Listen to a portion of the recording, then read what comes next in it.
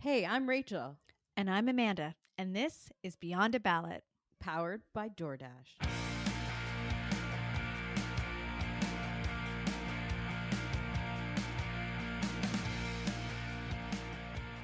What about caucus itself? So obviously been a lot of talk on floor crossers. Everybody's watching with the numbers being so tight. How is caucus feeling coming out of this week?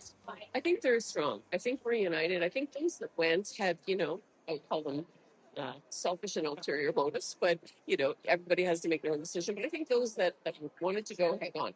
And I think underneath this kind of a strong mandate, people have got hope again that we could win a strong conservative majority, which is what we need to do for the country. So you're going back to Ottawa, the House is sitting. Is it going to feel different on Monday morning, sitting there, or Wednesday in caucus? Is this weekend kind of shifted the way that you're feeling? Yeah, I think you can tell just from the energy here in the crowd, and the energy is the same among my caucus colleagues. I've talked to them. We're like, we can't wait to get back next week. We're going to be starting again, hitting the ground running with a punch. And, I think we'll wait to see what the polls do next week. I would expect to see a bump in the polls for the Conservatives just based on this resounding confidence in Pierre Poilievre. Do you think that Pierre's polls will also go up next week? I think so. I think what I see in him is that he's focusing more on that messaging he does where he's very prime ministerial. That's what he needs to do to win those accessible voters. And I know he knows that. And I think that's what he's doing. We saw it last night in his speech. And honestly, I'm very proud of him. That was former Conservative Member of Parliament, Marilyn Gladue, in an interview that I did with her only a few months ago at the CPC convention. So obviously the big news this week, she has crossed the floor over to the Liberals. A big change of heart, it seems. Hey, Amanda? Wow, that was pretty stark, actually. Yeah. I mean, when I talked to her a few 2 months ago, it was only a few weeks ago, that message of we're rallying behind Pierre Poilievre, caucus is united behind Pierre Poilievre. And then this week to see her cross the floor, sitting in Mark Carney's office, wearing red. She's at the Liberal convention this week. I think it's really a moment in time where a lot of people on both sides of the political equation are saying, like, what is this moment? How do we define ourselves as conservatives or liberals today? And that's rapidly changing. So this was a pretty striking floor crossing. She becomes the fourth Conservative MP to cross the floor and the fifth MP to cross the floor to the Liberals. But this one raised a lot of eyebrows, actually on both sides of the aisle, which I found interesting. On the Conservative side, maybe you can speak to some of this, but this is not somebody who is on the fringe. This is a person who ran for leadership herself of the Conservative Party. She's somebody who's known as having, strong political instincts, having a strong voice in caucus. She is a longtime politician, serving her riding since 2015. And somebody who has won in that riding by a big majority. Right. So she was kind of a big deal. So I'm curious before we get into Liberal reaction, what has the Conservative reaction been? And were you surprised when you saw her name on your screen? Totally. I was totally surprised because you have to remember, we were all together in Calgary, like I said, a few weeks ago. And when I was looking for women in like members of caucus to interview for the podcast, her name kept coming up, like, talk to Marilyn, because she's so eloquent, she's so smart, and she's so conservative. She's a great role model for conservative women in this country. She even talked about that later on in our interview. But so when I saw that she had crossed, I thought, oh my God, of all people, Marilyn Gladue.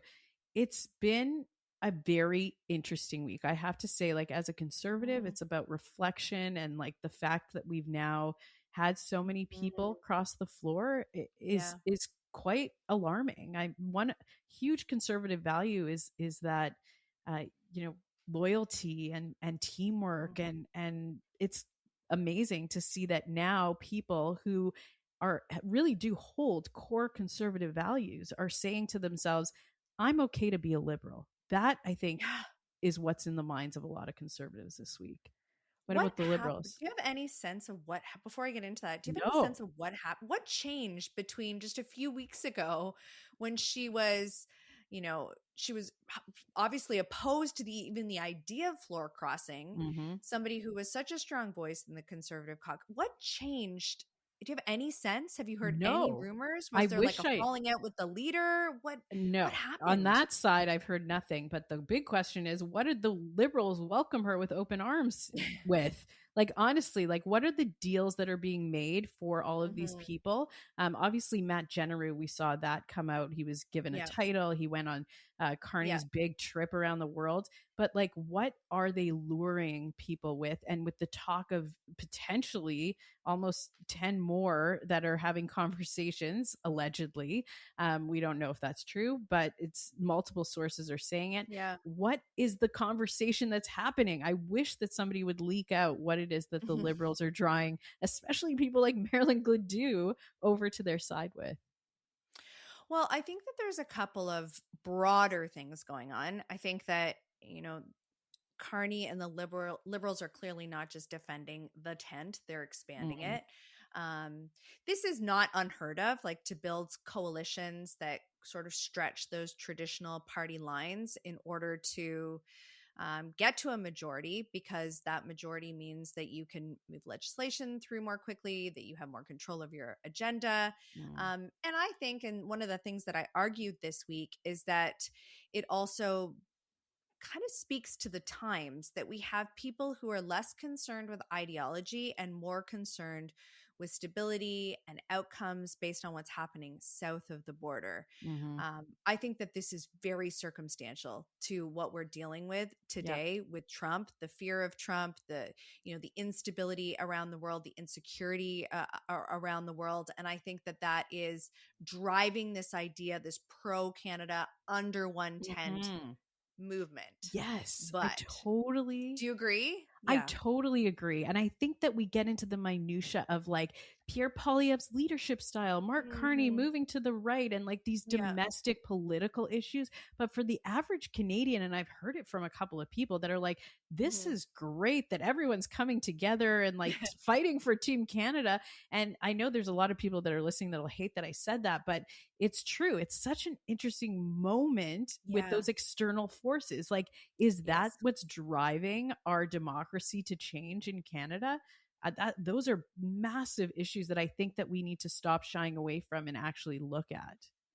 Like, are people saying to themselves, it's more important for us to have a big, strong, united Canadian team versus a smaller, less strong liberal team?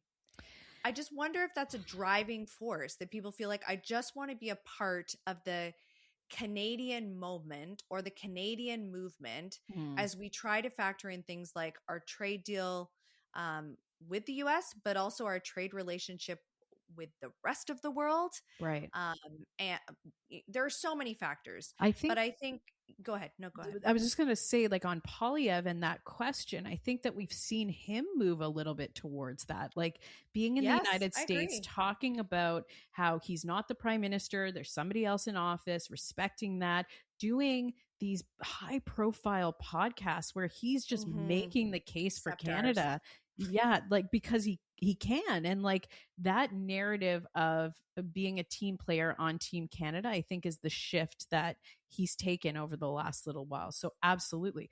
But my question for you is like, at Mm-hmm. what point do we say Canadians did not elect a majority government? Like, are there Canadians that are really upset at what I would call somewhat of a degradation of democracy by creating this majority through floor crossings? Not one floor crossing, not two, but like potentially so many.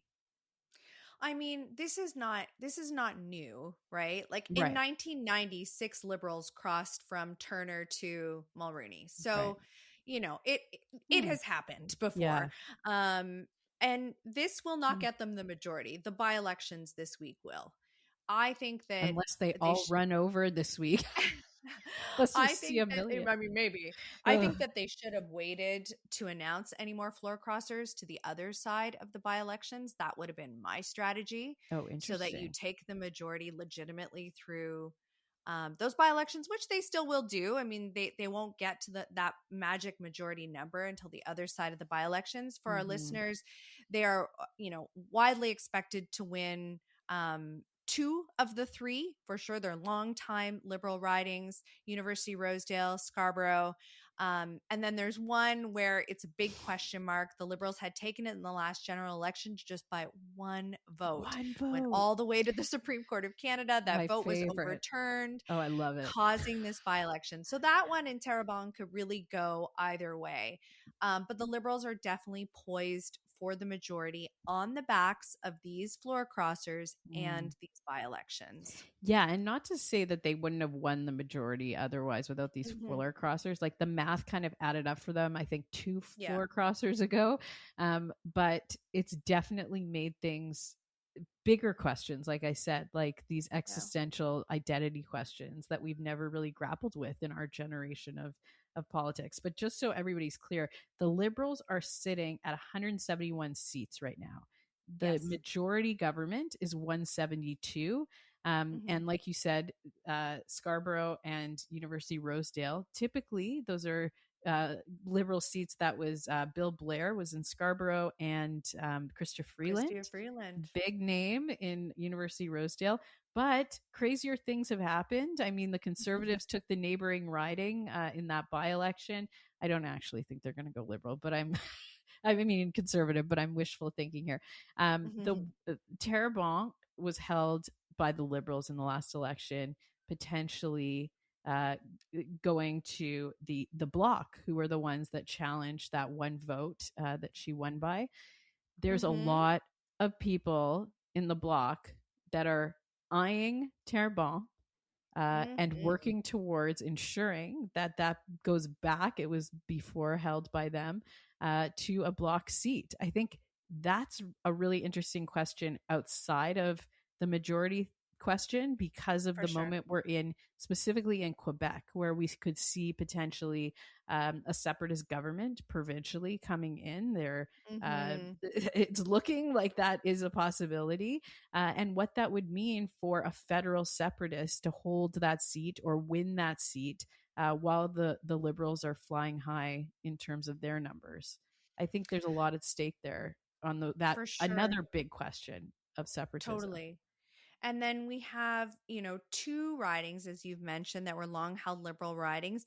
But interestingly, quite the contrast from a Marilyn Gladue, who brings with her very conservative values, social conservative values, which we'll talk about in a moment, putting her on like the righter end of that right end spectrum. Right. But the two candidates that are running in these by-elections consider themselves to be very progressive.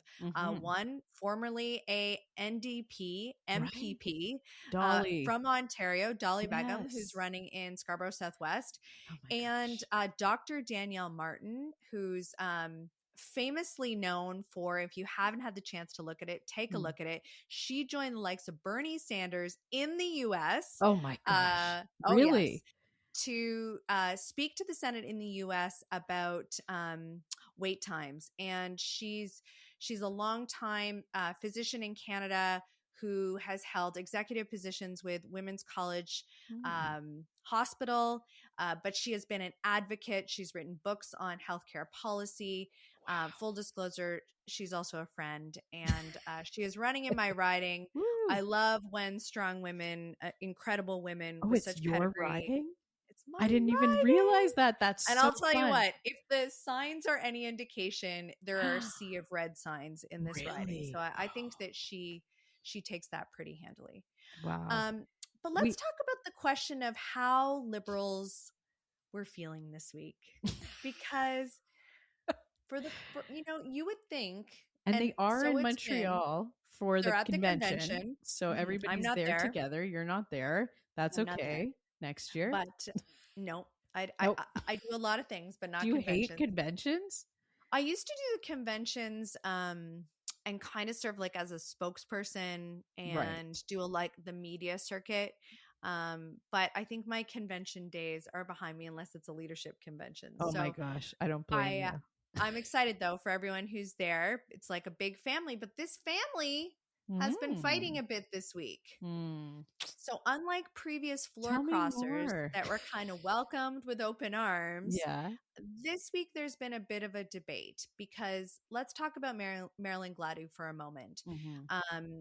She has what some would say are questionable views on a number of like liberal values that are non-negotiable. Mm. Things like women's reproductive rights, conversion therapy, even vaccines.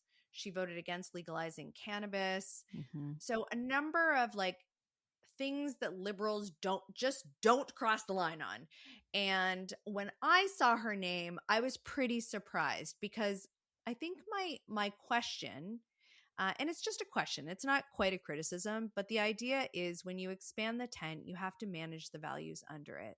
Mm. And when you push the boundaries of those values so far, I Mm. guess the question remains, who are you?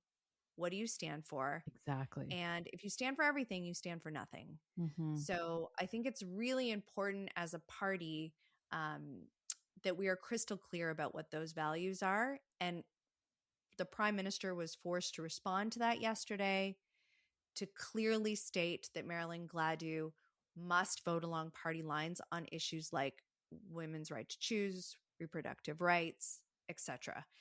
But it was a debate, and I think it's a fair debate. I truly do think it's a fair debate to have. Is everyone like? Isn't the whole heart of party politics the fact that each party is different from one another? That there are Totally. values that are core principles to the party center, Well, to the soul of the party. here's the thing about the liberals. So the role in my mind that they play on the political spectrum in Canada is they are this middle that under each administration. Yes. So like a Jean Chrétien liberal government was very different from a Justin Trudeau liberal government.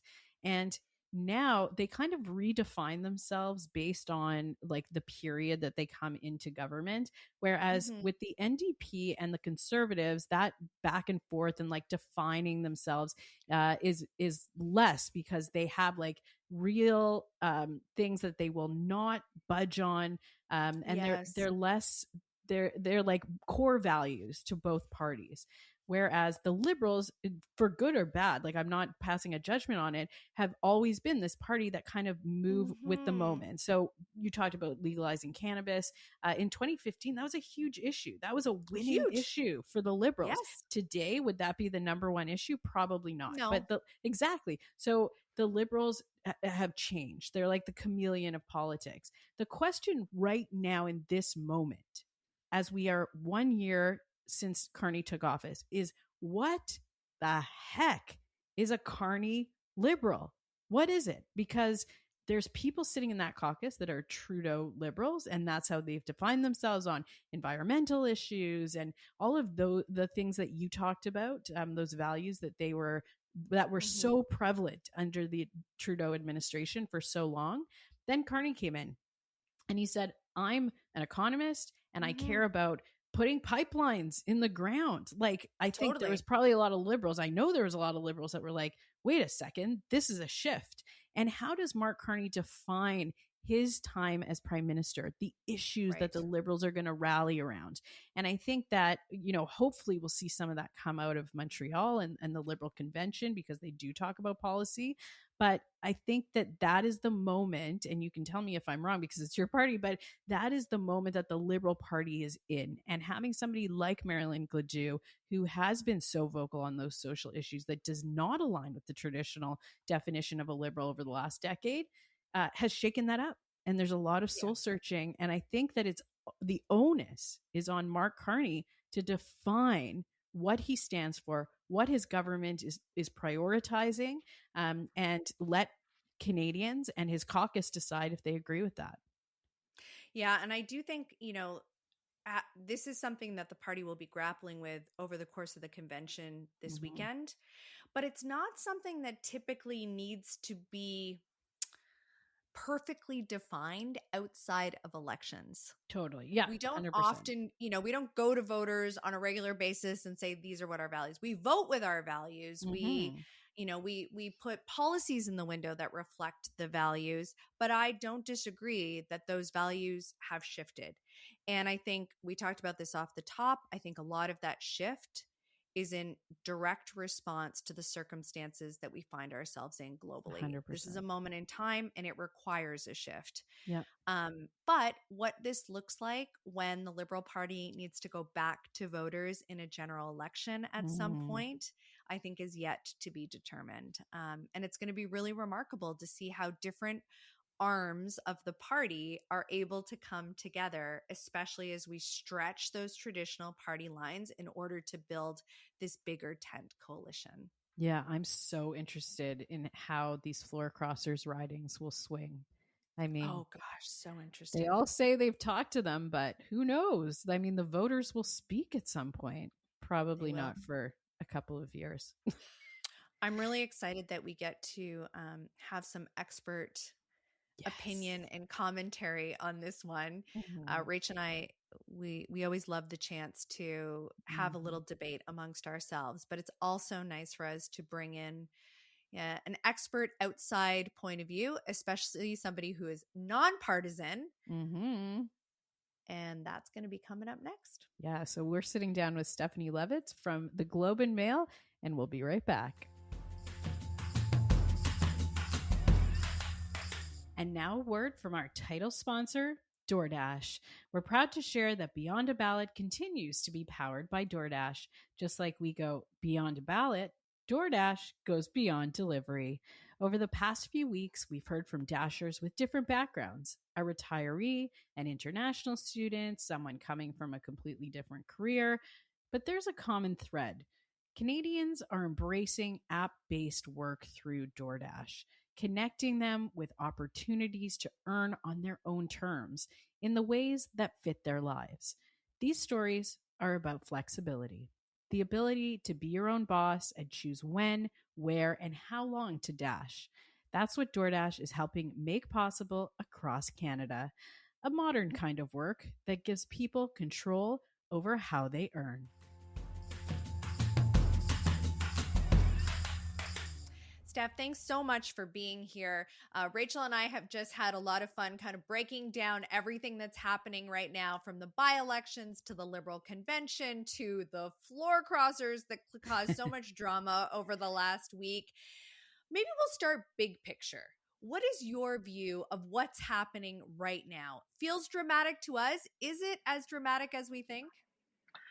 I mean, if you're into politics, it's dramatic, right? Because things are really changing by the day right now. And I think, lots of folks who follow the news or who are into things wake up every morning right now and it's like, okay, and what is today going to bring? But a lot of that is external to our country, right? Yeah. It's looking at what the president of the United States is doing. It's looking at global conflict.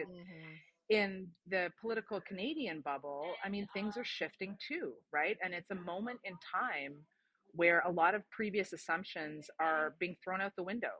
I'm talking to you guys from the Liberal convention, and here there's a conversation about what does it mean to be a Liberal now? When you have a floor crosser come over from the socially conservative wing of the Conservative Party, and you have, a very progressive Liberal, let's say like Karina Gould, and you imagine those two guys in a room together and you think, okay, I mean, is it, we always talk about political parties as these tents, right? Are they tents anymore? Or are they just canopies where it's just a big cloth sort of on top and everyone is welcome because, are we moving into this era where labels like liberal and conservative aren't what they used to be? And it actually boils down to, in the minds of many people, who can get things done? Okay, I'll go there. I want to touch on that because when we look at the people running in these by-elections this weekend, one of them is an NDPer that is decided to run for the Liberals. And talking about these big tents, what is the historical significance of this? Like, you've been in politics for a long time. For our audience, can you paint a picture of why this right now is so interesting? I mean, it's so interesting on so many levels, right? I mean, It's interesting because, again, I think it speaks to a political moment in time. And one of the reasons it does that is, let's take, that particular Dolly Begum, that's who we're talking about. Yep. She's a former NDP member of the provincial parliament in Ontario. If you take a minute and just look at the landscape in Ontario politics, her party, the Ontario, as well as the Ontario Liberal Party, are kind of moribund. Right? You've got Doug Ford just winning majority governments. He is full steam ahead. And you have people on the opposite side of that political aisle saying, okay, where is my best chance here then to actually make a difference, to actually do something? And that's what I was sort of saying before about, like, partisan labels don't apply the same way they seem to have applied. I think what it also reflects, though, is Mark Carney. There are people who will say, oh, he's not a politician or he's a post-politician. He's pretty savvy, and the people around him are pretty savvy. And if he's got a bit of an Achilles heel, and you pick it up a bit here in Montreal, there's this idea that he's too center-right now. Yeah. And when we talk about that 10th, and when we talk about bringing people in, he has to show that there's room in his party for those progressive voices, for the people who are championing issues that may seem more in keeping with Justin Trudeau era Liberal politics than they do with Mark Carney. He needs to win all the seats, right? That's another way of putting it. He needs to win all the voters. He needs all the seats, and bringing in an NDPer, a racialized woman, like, I don't like to be crass about the optics of that, but they're important. People want to see themselves represented in this government. It can't just be the Bay Street Bros. It has to be broader than that. And I think that's part of the messaging here. So you're at the Liberal convention right now as we speak. What is the vibe that you're feeling there coming off of this floor crossing and heading into the by-elections on Monday? I was joking with people that people's facial expressions are telling you a lot more here than their words do. Really? Right? Because you say, so, Marilyn Gladue, and you get these like, ooh, I don't know. Interesting.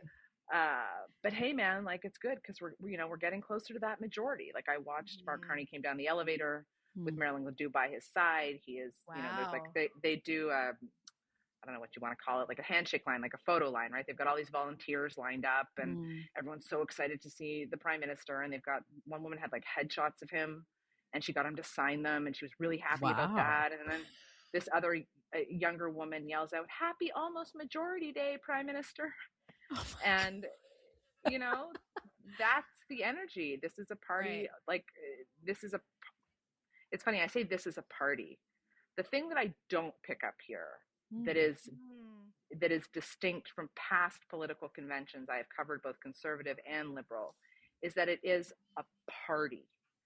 That it like, you don't get, like, since Justin Trudeau changed the membership structure of Liberals and it's all open and it's registered Liberals, you don't get those people at convention that are like going to go to the mattresses on a point of policy, and they want this resolution at all costs, and this is what it means to be a Liberal, and you don't have that energy.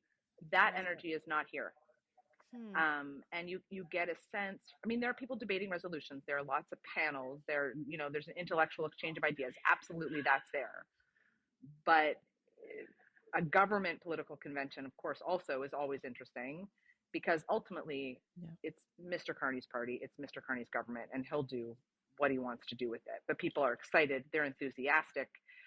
There's a little smugness in the air, I'm not going to lie. Not belittling the other parties, not whatever, but just, the folks here are keenly aware they're on the cusp of a majority, and they're excited about that because it's been a long time since the Liberals had a majority. So obviously rumors swirling about potentially more floor crossers. Have you seen any conservatives walking around there? It's a running joke here, I would say. Because when you see like Marilyn or Matt Genereux, former conservative, he's here. Chris D'Entremont, former conservative, he's here. Michael Maude, former conservative, he's here. Wow. And you kind of look over their shoulder, right? Like, who are you bringing with you? Yeah. Who you got? Yeah. And I think those rumors, I don't even think those rumors will stop come Monday's by-election, frankly. Like, I don't know that the majority government, if you're in opposition, you got some choices you're going to think about, right? Do you want to remain in opposition? I think for conservative backbenchers in particular, like another 2-3 years, that'll be for some of them like more than 15 years in opposition. That's a long time. And I do think, though, that Marilyn Gladue, again, like I can't understand. It sounds like we're just overhyping the Marilyn Gladue floor crossing a little bit, but I do think, at least among conservatives, like when she came over, it's this perception now, well, okay, then it could be anyone. Then they're willing to open their doors. They are not closing the door on anybody for their past political viewpoints or even current political viewpoints. And I wonder if the Liberals are to be believed and how they discuss how floor crossers happen and it's people coming to them. I do believe that when Marilyn Gladue makes that choice, there could be people in that caucus who think, and they pick up the phone and they call whatever Liberal MP they're closest to, and say, hey, man, can we have a cup of coffee?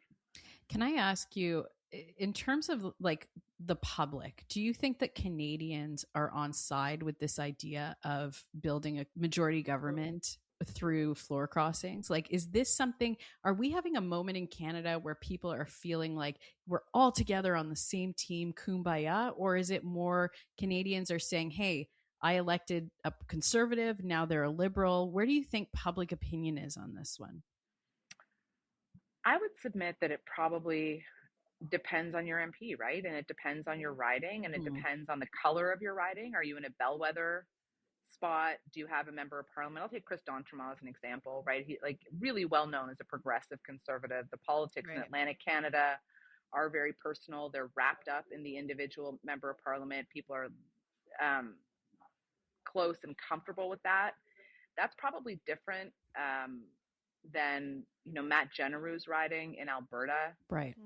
Where Matt himself understood to be more of a progressive centrist conservative for sure, but the politics out there are a little bit different. I think Marilyn Gladue, 53%, she got 53% in her riding. Like the other floor crossers were razor thin majorities and victories in their ridings, right? And so there I don't know what people make of this. I mean, her answer to that question, right, is that even conservative voters in her riding were pissed off after the election. They were mad at Pierre Poilievre. They were mad he lost his seat. They don't think the party's ever going to form government. Okay, I mean, fair enough. But I think it does raise a lot of questions about our democracy, right? What does it mean to vote? What does it mean to cast your ballot? What motivates people to vote? Last year, a year ago, a not insignificant number of Canadians, 8 point something million, right, said, no, conservatives are the government I want. Right. And then for 4 of those MPs to say, well, yeah, but no, I'm going to go to the other party. Like, I don't know that that's healthy for our democracy. And I don't know. I'd like to believe that when they all say, well, I consulted with my constituents. Like, I'd like to believe that's true. But I don't know. It's hard not to be cynical. It's hard not to look at this as self-interest on the part of all of these floor crossers. And I don't know. And I hope in a perverse way that it motivates people to get more engaged in politics, right? I hope that people look at this and say, no, like, I don't like this, or, hey, I'm on side with this, and try and activate and make sure their vote then is counting. Because if you voted for Michael Maw in Ontario, or Laurie Idlout up north, and now she's in the government, well then, go use that to your advantage. Go lobby. Go say, okay, you're a government MP now. So how are you going to deliver for me to earn my vote the next time? Because the Liberals didn't earn it the last time. Yeah, for sure. And before we get into the by-election and what it actually means for them to form a majority, obviously the floor crossing this week of Marilyn Gladue raised a lot of eyebrows in Liberal circles as well. You kind of mentioned that off the top, Rachel, and I talked about it earlier. And really the question of what does it mean to be Liberal or conservative or of any party. You talked about the tent versus the canopy. That was certainly on debate this week. The idea of building coalitions, stretching traditional party lines, and should there be red lines, so to speak, on who can, cross.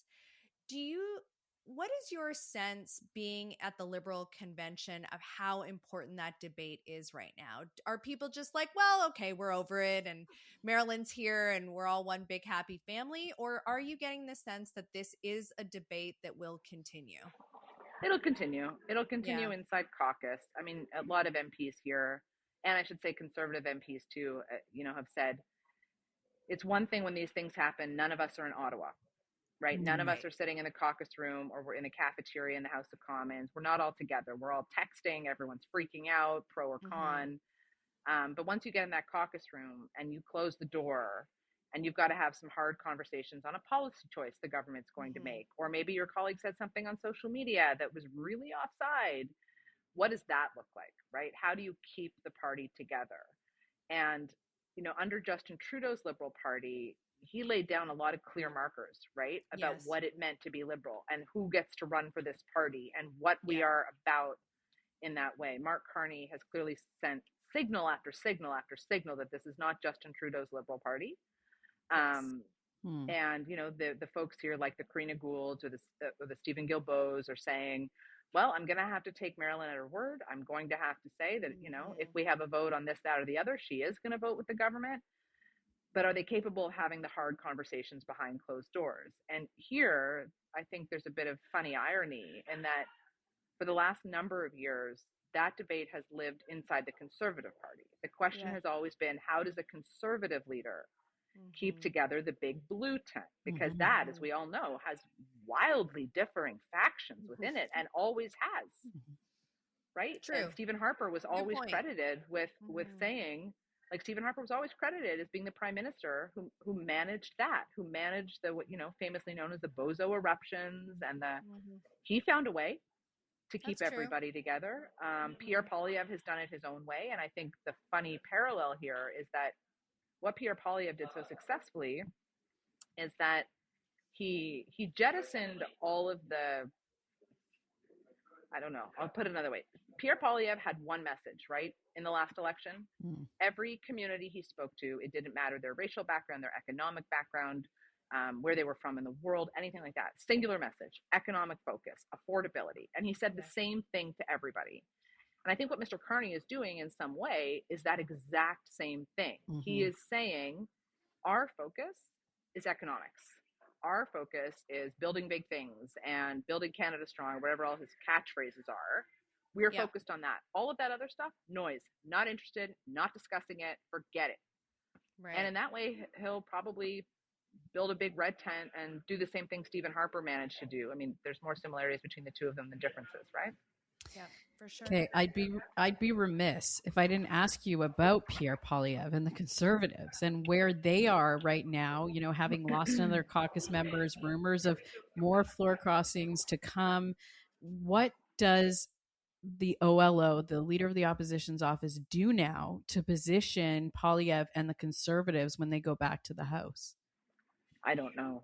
And I don't know that they know, right? I mean, think about it. Think about in the last, I don't know, month, let's say, has it been roughly, that Pierre Poilievre went to Europe and he gave big speeches there. And Pierre Poilievre went to the US and he talked to Joe Rogan. And Pierre Poilievre has done every media interview that's come his way. And he has softened his language and he's softened his physical posture has softened. Like, he's clearly learned from the last election. There are things he is doing differently. It's not moving the needle. And he's lost 4 MPs. And, there was a Conservative who said to me yesterday, the day before, it's like Prime Minister Carney, could commit a felony right now. And everyone would be like, go Prime Minister, if it was in the interest of Canada, So some of it, I think there are Conservatives who believe that they just need time and they just need the shine will eventually come off. Carney's honeymoon will eventually go away. Donald Trump will one day not be president. All of the things that conspire here will eventually turn in their favor. I don't remember which politician it was that said it very recently, though. It was like, hope is not a strategy. Like, hope is not a plan. So I don't know. Maybe they waited out.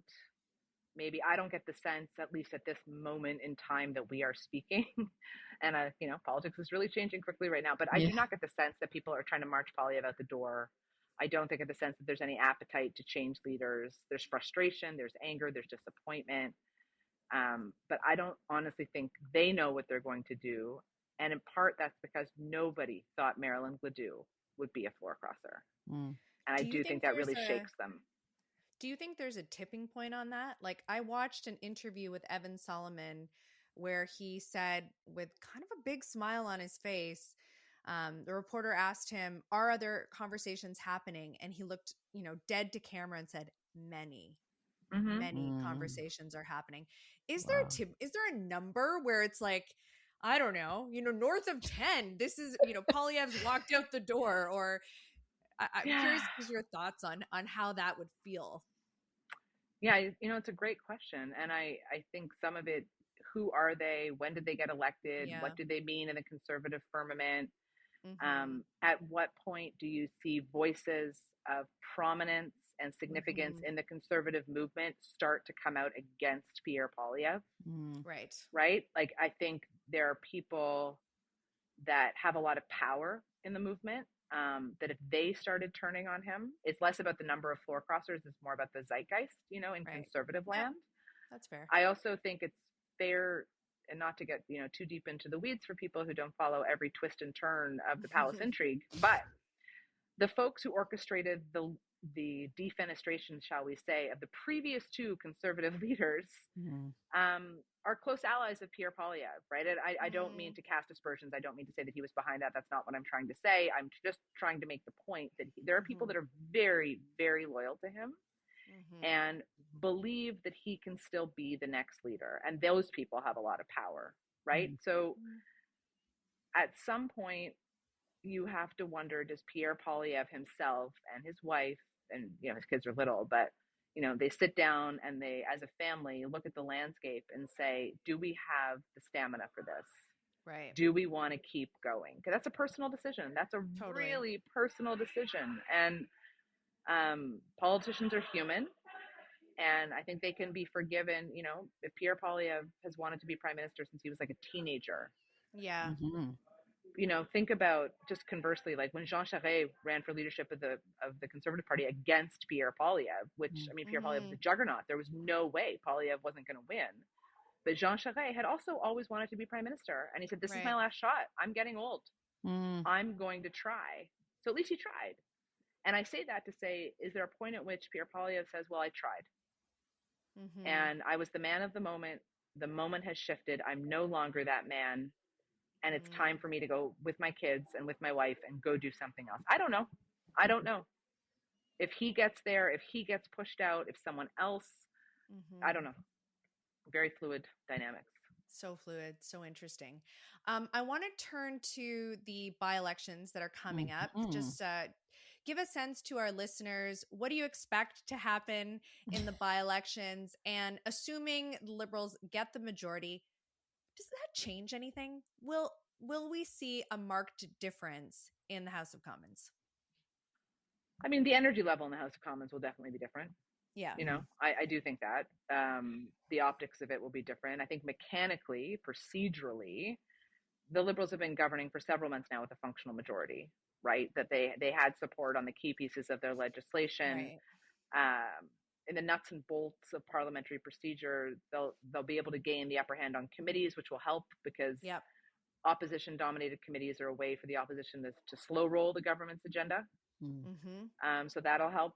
I think there's maybe some other pieces that Mr. Carney with the majority will move a little faster on now. Like he, again, it's nuts and bolts stuff, but he's got to figure out something with the Senate. There's a new governor general needs to be appointed. Like that, I think there's bits where with a majority he'll have a little bit more breathing room, but it's not a runaway majority, right? I mean, we're still talking a handful of seats, and politics is. I mean, I go back to politics is human.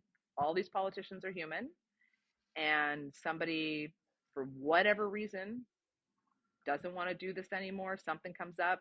There's another couple of by-elections, right? Like rumored by-elections that we'll have. Will Avi Lewis, the new NDP leader, will he try to get a seat? Like, so there's all sorts of things here. I was talking to a very thoughtful and smart conservative earlier this morning, and their prediction was we'll have an election next year. Really? Still, even with a majority government. Because they won't hold the majority. It just won't hold. And so Mr. Carney will seek an actual majority. Maybe. I don't know. But it's not going to be like a market change in operations because, again, it remains a razor thin majority. And it's not really that different than what he's had all along. I want to focus specifically on Terrebonne because that riding was held by the Liberals. It was overturned by the Supreme Court of Canada on one vote. Now all eyes seem to be on that. The other two ridings, obviously Liberal strongholds for a very long time. How are you feeling about Terrebonne, and can the Bloc, do they have enough resources to win that back? I mean, they have spent so much time there. In the like every day, I get a press release: Bloc Québécois in Terrebonne, Terrebonne, Terrebonne. Let's go to Terrebonne. I do think, funnily enough, for them, Marilyn Gladue, all roads lead to Marilyn right now, right? 6 degrees of Marilyn Gladue. It allows them to make the argument they were actually trying to make all along in Terrebonne, right? Which is, don't give these guys the majority. Okay, well, now Blanchette, the leader of the Bloc, will say, well, now they have the majority. Right. So vote your heart, Terrebonne. Come home to the Bloc Québécois. Like, if you voted, and I think that's a really salient argument, honestly. Like, as the political arguments go, if you were inclined in the last election to vote Liberal because of the international context, because you were worried about the trade war, because you were potentially didn't like Pierre Poilievre and you didn't want to give any room to him having any more power, like, not that his vote, like his party's a force in Terrebonne, but my point is, you're voting with the government because you just want to keep Poilievre out.